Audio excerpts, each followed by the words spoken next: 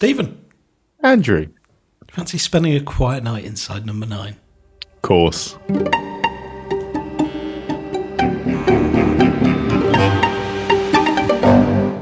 Happy New Year.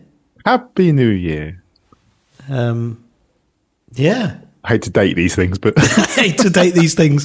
Yeah, I realised as I said that was a really bad idea. Yeah, we're going into the script books again, finishing off Series 5. This is our sort of return back through episodes, and we carry the script book with us and compare, what is in there with what ended up on the screen. And I was remembering earlier, it was Simon Woolley was with us when we talked about the Stakeout first time round. Resident vampire expert. Shout out to Simon. Hello if you're listening. Any sort of thoughts as you watched the episode, reading the script this time around? I again had forgotten how much happened in it. It felt quite a long script. I don't know why, but it felt like it was a lot to it. I'd forgotten about them leaving the graveyard and going after the guy that they were being called through on the radio about. I kind of blocked that entire section out for some reason. And that's got the important bit about them not being able to cross water and stuff in it, hasn't it? Yeah. And, quite a lot happens. Yeah. And there was a little bit added to that I didn't completely understand. But we'll get to that in a little bit. What about you? Kind of the same. I again finished it and I was just like, geez, this is a great episode. And every time, I think we say that. We do that every time. What a great! Do you want to just clip that bit out and insert it each week? And I got to the end and I thought, what a great episode! What a great episode! And I think one of the joys of doing the flicks through the script is the fact that we are revisiting episodes that I haven't necessarily seen for a little while. And when we did our, the first watch, I'd kind of watch it 2 or 3 times, so I'd become very familiar with it. So having that distance is just kind of reignites the appreciation for the episode. There were things in it for me that I was like, oh yeah, totally forgot that happens. And there are, little surprises, and there is a lot in the script that was cut. Yeah, I wonder why. I think reading the Insider's Guide, there was quite a lot that they just sort of took their time with when they were filming it. Right. And so I would imagine time-wise... I guess, because really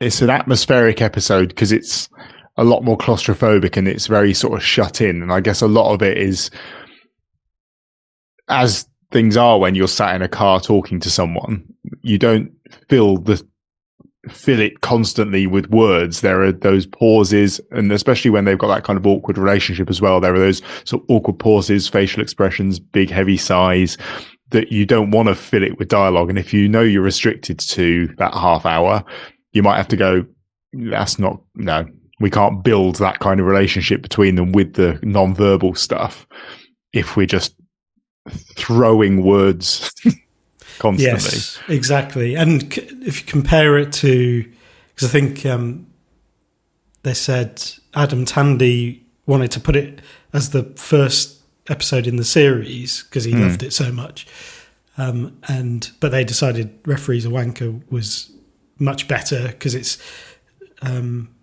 like very energetic and quick script and all of that sort of stuff. And when you compare the two, that is the case, because this is it's more reflective, like it has a slower pace to it, and it needs that. So. I think the last thing, if you're viewing that for the first time and you've watched that series, and your lasting memory of that series is Reese lying there in the back seat, covered in blood, like that's the end of the series for now. See you in a few months' time. That's a good shot to end on. Absolutely, yeah. Having just seen him spend a very long time. Oh, so uncomfortable. Devouring Steve, yeah. which, according to the Insider's Guide, also uncomfortably long for Reese. And he was like, is this too long? And not for Steve? No, not for Steve. No, Steve was like, we've got to this point, this reveal of him being a vampire. You need to just really enjoy that moment. And lean into it. You need to enjoy this. Because I am. I'm really enjoying it. Having you pecking at my neck. It's lovely. Nibbling away. Yes. So, let's sort of have a... Oh, the other thing from the Insider's Guide that was quite interesting was this was written... I think they wrote it in 5 days after having been asked to write an alternative to the musical that they were planning. Because the musical was too... elaborate and would be too expensive to put on. The musical? I was trying to work out, is this a joke or did they have a you guys should do a musical. Full-on musical ready to go, but yes, it was going to be too expensive. On the Buses musical episode. On the Buses musical. Yes, so they came up with this. That's opened up a can of worms. I want to know about the musical episode. Yeah, I want to know, had they written it? Was it an episode that was sort of formed? Because, I mean, the fact that they were pressurised to write this in 5 days would suggest maybe does it that was exist somewhere? Interesting. Who knows? Well, they know. Some people. Someone knows, yeah. Yes, so first scene, International Police Car Night. It's still good. There's a couple of... So in the script, Varney calls Dobson Dobby. Oh, yeah. And they changed Varney to Dobson, so he full names him. And Thompson calls him Dobbo. Which, is that a sort of Harry Potter kind of... Maybe, yeah. Yeah. Too close. Bit too... And Dobbo sounds more realistic as a nickname for a Dobbo. copper. If you're an Australian. Right, I was unreasonably irritated by the radio because it says here we see the roof of the car is marked with the large numbers 09. Why is that Oscar 9? Why is the person on the radio repeatedly referring to it as Oscar 9? Surely that's the letter O and not the number O. I was irritated by it, probably unreasonably so. Oh, yeah. But that would be 09, not 9. Yeah, I was wondering about that. I don't think that the phonetic alphabet ends up with you using Oscar for the number 0. No, but would a police car be referenced with a letter and a number? I don't know. It says 09 in the script. Yeah, it does. So they've changed that. They have. For a reason. Let the reason be love. That was lovely. Oh, yes. So this is something I wanted to talk about. The first of the riddles. Brothers and sisters have I none, but that man's father is my father's son. Who am I? In the script... It's you. It's you. In the episode, your son. Which is correct. Is it correct? I was trying to get through. Oh, which is correct. Which is correct. Brothers and sisters have... So we're going from your own perspective. So it's you. Yeah. So me. But brothers that and man's sisters, father... have I none. That man... So someone else's father is my father's son. Who am I? That man's father. I feel like I want to draw a diagram of this. So I'm an only child. You're pointing at someone. That man's father. And saying that man's father is my father's son. Is my father's son. No, because I feel like Oh, that man's father. Yeah, it's your son. My son. I think it's you. My son's father is my father's son. Because it's me. It's both. Is it? I think it's you because I feel like that man's. So the way I'm thinking of it is like you've got you and potential brother and sisters on one level, and then you go up a level to the fathers. Yeah. If you go, that man's father takes you up a level, is my father's son, brings you back down again. But then we're looking at that man. Oh, father's son, that potentially takes you up again. And we're looking at someone else now. That man's father is my father's son. So that makes that. Yeah, but if you're pointing man's and father looking, is me. If you're stood looking in the mirror and pointing at your reflection, saying that man's father, hang on a minute, is my father's son? No, yes, because you are your father's son, aren't you? Because your father is your father's son. No, but I don't think that the son works either. I don't. I think someone write to us? It's so confusing. This is a plea. If you can include diagrams and full workings, that'd be appreciated because I think we could be here sometime. And I think we should move on. Okay. Yes. It's either both of them, neither of them, or one of them's correct, is what we've arrived at. I think I'm leaning towards your son. You reckon? Yeah, I think I feel like that is correct. Yeah. Because that man... Oh no, who am I? It's really difficult. Yeah. I think you are you. Because your father... That man's father. We said we were going to move on. Oh yeah, we're moving on. Yes, so there was a bit cut just after that as well. Yeah, quite a big chunk. And I guess this is where it was Thompson asking Barney if he had any kids, nieces or nephews. Which later on, the line at the end where he describes Dobson Vampire as his child suggests that actually, yes, he feels like he's a father to a lot of beings. Yes. So what is cut here is Thompson asking Varney, what games do you know? Varney saying, I don't know any games. You must do. Do you not have kids, nieces, nephews? No. Why can't we just sit quietly and drink our teas? They're drinking coffee. It's tea later, isn't it? Yeah, it's coffee. Oh, yeah. Thompson sits for a moment. Lattes. He did. Thompson sits for a moment, then slurps his tea, much to Varney's annoyance. Thompson says, dead centre of town, this. People are dying to move in. It actually doesn't say they're coffees. Doesn't it? No, nowhere. That's interesting. Why did we both think they were coffees? Are they coffees later? They're chai lattes later, aren't they? It's chai latte later, yeah. But that's tea.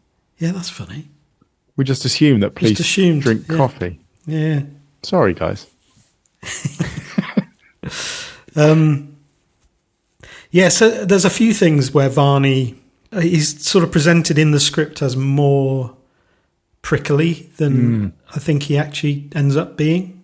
Yeah, I thought that in the second riddle, where it says in the script that he responds wearily when he says, "Oh, say it again." He doesn't. He says, "Say it again." He's really thinking about it. He's really playing along with it. Yeah. He's like, I can't get that just hearing it once. So, yeah. And there's this whole section now that is cut about meditation. Yes. Although they also moved did they move a chunk? Or they moved a bit from earlier. So when Varney asks, you must miss him. Yes. Who, Dobby or Dobson, we had our fair share of arguments. He could be a grumpy bugger. What grumpier than most coppers? He's very different to you. Put it that way. And that was moved to after that first riddle. Yes.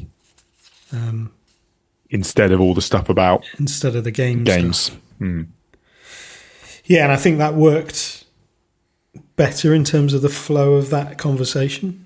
Yes. I can see why they did that. I also feel like this meditation stuff this might actually be for a reason, because I don't know, it doesn't really fit with the Varney character.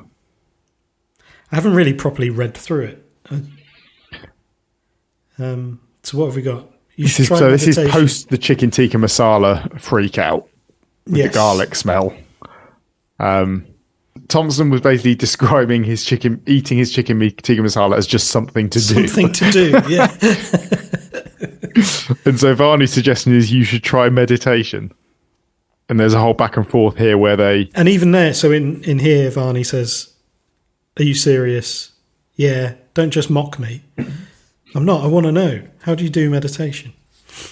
And then they go through a whole thing. Yeah, he puts his chair back and closes. I mean, this would take a while to... There's a good 3 minutes here, I think. Yeah. Breathe. Notice at what point you finish your out breath and draw in another. And what do I think about when I'm doing it? Think about your inner body. That's when he passes wind. Sorry, that's gonna... And then think about what emotions you may be experiencing, good or bad, and just observe them as an outsider. Don't pass judgment. It gets very serious here, very sort of instructive. I like no, sorry, Varney, I don't want to do that. I want to think about the opposite of that. I want to think about what is the only London Underground station that has no letters in common with the word mackerel. Which is a great line. What is it? I will. What is it? St John's Wood. Oh, it comes up later than that. Yeah. It's there. It's in the script. It's there. Damn. Spent 3 nights pondering that while me and Dobby were staking out that dwarf family that were pretending to be lost kids. Good grief. Oh, I missed that. Yeah. Yeah, they get people to take them home, then just nick their bags. All of that cut. Yeah, and there's a bit out of the fortunately, unfortunately, when it gets to unfortunately, my partner was killed. He had his throat slit while I was out of the car. That's cut while I was out of the car. And then, fortunately, you're a strong person who can move on and keep helping other people. Unfortunately, I think he says, "I'm not." Or I can't. I quite like that as a switch because it's subtle, but it goes from he shifts it from the emphasis being on the I'm not someone who can move on and keep helping people. He actually shifts it to no, I'm not a strong person. Yeah. Right back at the root of it, I'm not strong, so no. Yeah, because it's yes, I can help other people, but I'm not a strong person who has moved on. I'm not that. And then he says, "Does that mean you've won?" And then he says, "There isn't really a winner. It just goes on and on." Yeah. And I think, that is kind of a given, really. Within, you don't need to say that.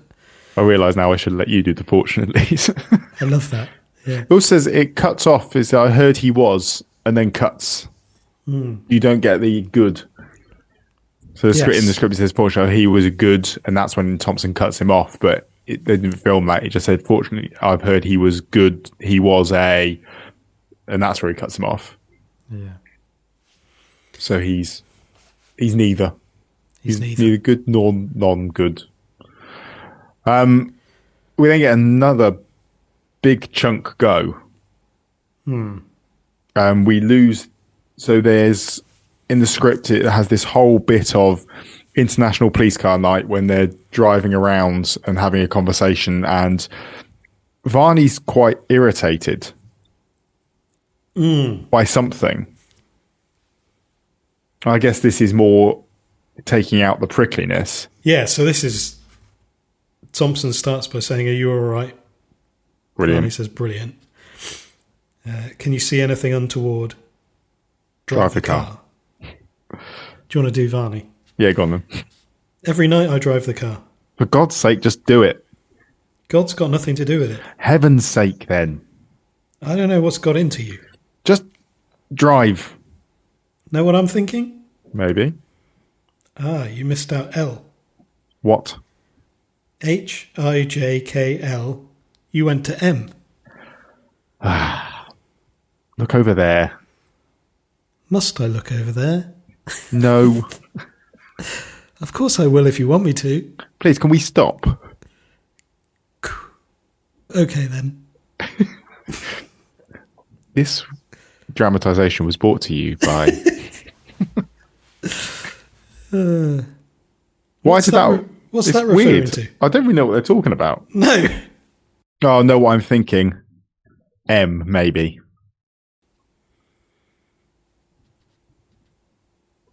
It's like I Spy, but it's Know What I'm Thinking. Oh, yes.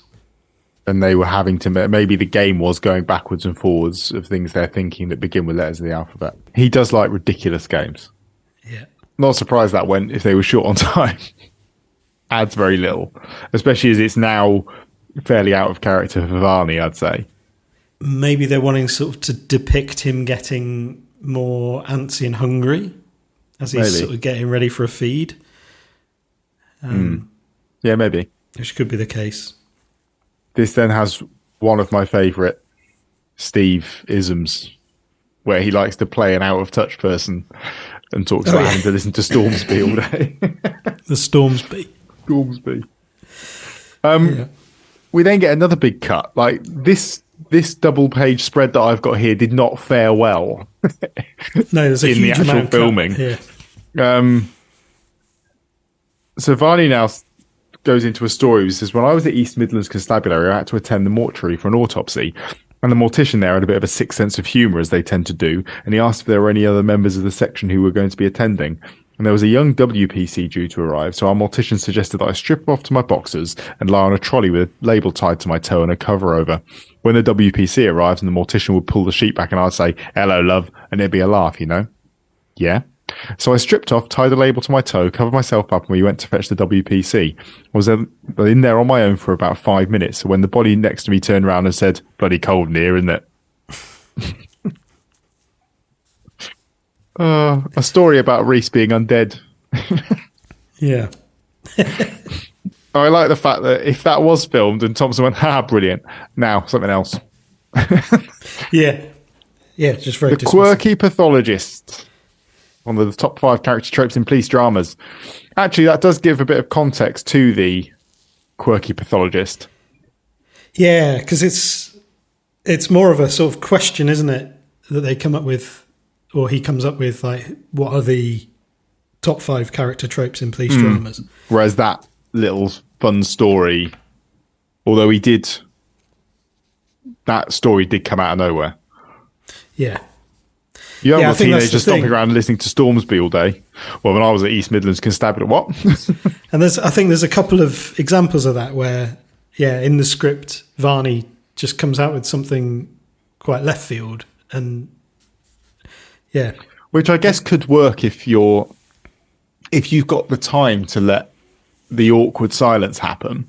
Yeah, it needs and to then come Varney out feels of like he needs to fill that with 30 something, seconds but then of silence or something. Yeah, but then to fit that 2 minutes or 90 seconds of script into the episode, you've now got to have another 15 seconds of dead space to make that work. So you're just filling more and more time up with words and because otherwise you've not got an interaction. You've just got people monologuing at each other, about unrelated things. Right, I'm going for a pee and a look. Yeah, and this is where you get the Oscar 9 instead of 09. Do you think Varney knew already that they were not where they should be? Because obviously he's aware of the significance of this graveyard. He's also aware that he killed Dobbo and that Dobbo is ready for a feed, and that there's probably not much reason that they would be staking it out in an official capacity, and that this is a Thompson thing. But he does seem genuinely... I mean, he has given it... Well, yeah. I guess this is where you have to suspend disbelief a little bit just to allow this to work. Yeah. Because the story is that they're there as just keeping an eye there as a deterrent. And actually, that very first bit of the episode where he says, I thought they used unmarked cars for a stakeout, and his response is, well, we're a deterrent, so you're not a stakeout. This episode is not about stakeout. Yeah. Yeah. This is being a deterrent. This is the deterrent. The deterrent. The wordplay doesn't really work as well. It doesn't quite work, does it? Not quite the same. So yeah, I don't know. Has Varney seen an opportunity with him there in the graveyard and gone, yeah, I can get on board with this. This could work. And then found himself in a situation that he didn't expect to be in. But he really plays along with it. And he really goes for it in terms of his part in taking out a bunch of criminals. He does, yeah. Which he could have used that opportunity to have a good feed. He could. Yeah, head back later. There's 3 bodies lying there. Although, no, the cleanup unit's probably been. I suppose they'd have maybe had questions of like, was the sucking of the neck really proportionate? It's just a ritual I go through after a kill. Sorry, as a police officer, you have a ritual you go through after a kill. I mean, an arrest. Yeah, no, even still.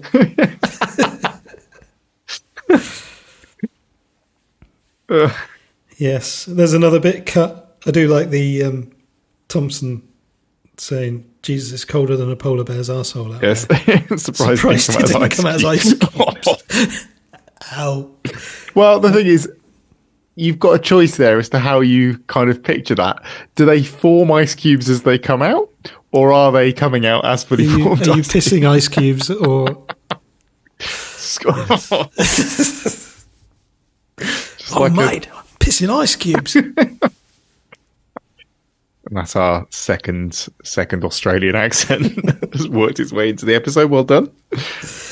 And they drop a reference to Frankenstein here. Who played Frankenstein in the classic 1931 film? Colin Clive. Most people say Karloff, of course, but he played the creature. Frankenstein's the name of the creator. It's the same mistake people make with The Merchant of Venice. A nice bit of actually. Actually, completely fabricated. Well, actually, no one was there saying. Yeah. Yeah, that feels like having a dig through the script at people who make that mistake. That's a Reese, like, oh, people are idiots. Then we're on script for a bit as they, apart from the 09, as they go through the process of the whole thing that I'd forgotten about. Although they call them a suspect instead of a subject. Script refers to them as a subject that they're chasing rather than a suspect, which I guess is technically correct. Suspect is. That feels like a more common phrase. The subject of their investigation versus a suspect of a crime. And yeah, this is the whole bit I'd forgotten. Yeah. I don't know why I must have just thought they sat in the car for half an hour in the graveyard, which probably would have needed breaking up a little bit. So well done, guys. I'm glad you didn't do what I thought you did. What I remembered you doing. Suspects heading south on. It's nice that they've tried to script some unintelligible noises. And yeah, it stays the same until they cut Thompson deciding to have some fun over the radio while he's hiding from the suspect. I spy might lie something begin with DS. Detective Sergeant. No. Dockside. No. Drug suspect. No. Dog shit is everywhere. I just trod in it. I'm glad you're not here with your sense of smell. Oh, hang on, something's happening. Yeah. He's just having fun, isn't he? He is. Dog shit alley. Dog shit alley. He shouldn't be surprised. And the bit that I said earlier confused me slightly was in the script and as filmed, 3 gunshots. Yep. Bang, bang, bang. Varney then gets out the car, and in the script it says static, fade out. Mm-hmm. What we see filmed is another 3 shots. Were there 6 men that needed shooting? Because those 3 shots clearly weren't at Thompson because he's still alive. Or were there 6 guys? We don't know, do we, really? I don't know why they added another 3 in. And who's shooting? Is it just like... Is it the guys missing? Well, I imagine. So they're talking about his speed. If he's doing like vampire swooping around, fast vampire moves, and they're shooting at him and they can't. But then who shot the first 3? Yeah.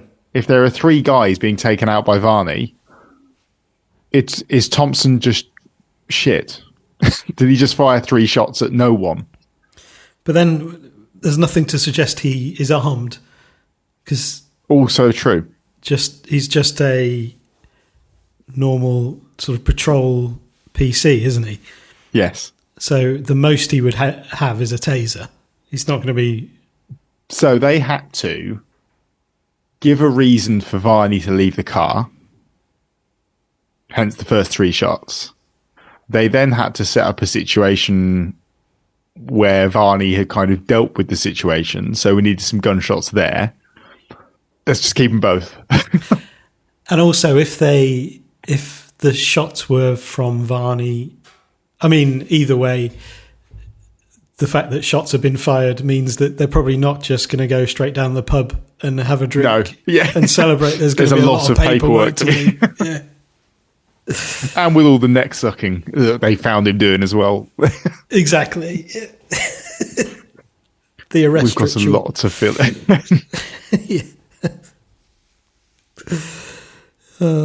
Yes. But as it happens, they meet back in the car in the graveyard again. Yeah, so Thompson's back there of his own accord, isn't he? But Varney's headed back there because he knows he'll be there. Yeah. This isn't no one's pretending this is part of an actual thing now, which begs the question of why he's got the use of a patrol car to go hang out in graveyards. And it's got now no we've got chai latte. Sort of tracking on it. Yeah. Has anyone seen Car 09? Well, I know where Oscar 9 is. In the script, Varney says, "Can I come in?" Mm-hmm. But he doesn't say that. He just knocks again on the window, doesn't he? Mm-hmm. Which, I think that was part of the... Because they're saying... what was the show? Mark Gatiss had done a vampire show. I can't remember what it was. That had been released like a month before this came out, so everybody was very familiar with the tropes of vampires. That's handy for them. Which they were saying, that's kind of annoying because people will be more primed for it and looking out for it. And part of it was the asking to come in, which the drinks were a good substitute for him being able to open the door. Just get in. Why are you asking me to... And this is where you get the chai latte. Mm-hmm. Although that's not coffee either, is it? No. It's tea. It's just a liquid mince pie. And we have a little bit of switcheroo here with the fortunately, unfortunately. So it's quite interesting. Yes. Yeah. It felt like they were sort of playing the game without being too obvious about playing the game. Yeah. Because it moves from where they are playing the game, fortunately, you'll soon be getting a promotion. Unfortunately, I'll turn it down. I'm a bit long in the tooth for all of that. And then Thompson says, "You saved my life, fortunately. Thank you." And then Varney says, "That means I've got to sit here and do more riddles with you, unfortunately." I think. Mm-hmm. Yeah. Right.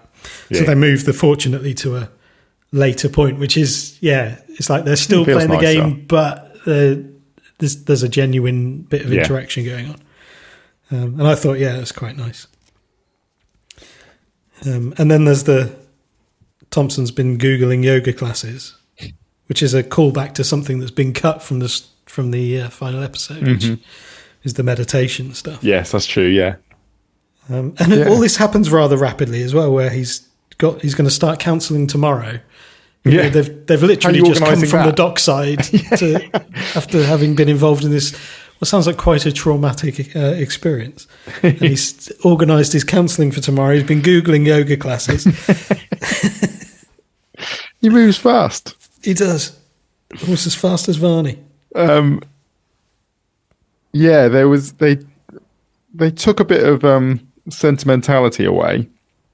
When they start talking about Dobson again, Varney says, "You were the last person to see Dobby alive." Yeah, I was only gone a few minutes.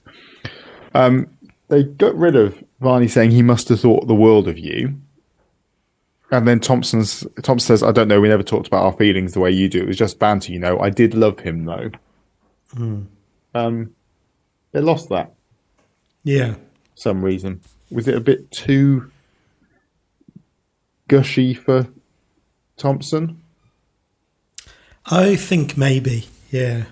Even with his newfound he's still Googling and quite a stoic guy, isn't he, in a lot of respects, and doesn't want to dig up too much mushy stuff about his relationship with him.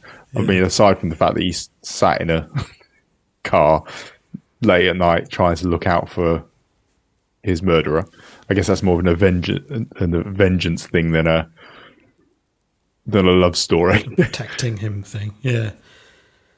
Yeah, maybe it just feels inappropriate, even with what Varney and Thompson have gone through that evening or over the past few evenings, that, like, why would Varney be saying he must have thought the world of you? Like, how do you know? Like, what? There's no... You've met each other twice. You've had 2 meetings with each other. This is now a bit too in-depth, feelings-wise. Yeah. And maybe just a bit too much from Varney. Yeah. In the context of what we discover about him. Because it doesn't really contribute... it doesn't contribute to sort of his vampire stuff. Like, he doesn't really need to do that. No. Other than if he was doing it to... Because they talked about he's playing with his food before he eats it. But at this point, he's famished. Yeah, and it just doesn't seem like a fun thing. It doesn't seem playful. It seems genuinely sentimental. It seems, like he cares. Well, they seem to have cut a lot of stuff about what actually went on that evening when Dobby was killed. They kind of cut all of the stuff about arguing about the takeaways. Just gone. Dobby likes Chinese. That's what we were arguing about. Stupid. He wanted half a Peking duck, but I said I couldn't be bothered rolling the pancakes, so I stormed out. Went to get myself a lambuna. You know the last thing I said to him? Shove your pancakes up your ass? No, I said I was going to request a reassignment. He said, good, you look better as a woman. And I just slammed the door in his face. I stropped off and left him all alone. That's why I'll never forgive myself. Varney bursts out laughing. Yeah. And Varney thinks that Thompson would make a bloody ugly woman. Yeah. I don't agree. I think Steve makes a beautiful woman, yeah. Lambuna. Was that a reference to Once Removed? Maybe. You're a Lambuna, yeah.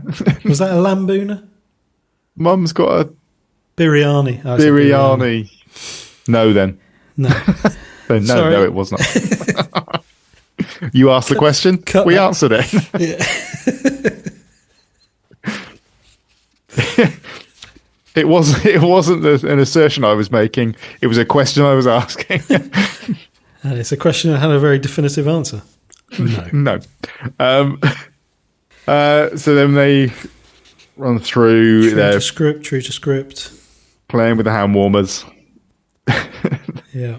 Shake them up, the heat up. I bet this looks a bit suspicious from outside. Story about Hampstead Heath. And then it all happens. You get the grand reveal. Le grand reveal. With a bang on the car. There was an extra bang on the car. Was there? There was the big bang on the car that made Varney go and get out, supposedly. The branch. And then while Thompson's in the car, it goes again. And that's when he reaches for weapon. Stiletto blade. Yeah. And he doesn't think he sees a blurry figure pass by the windscreen. You've got like scratching on the door, haven't you? And then he leaps onto the windscreen. The pale-faced figure of DC Dobson. I do love the windscreen wipers just sort of revealing. Also, we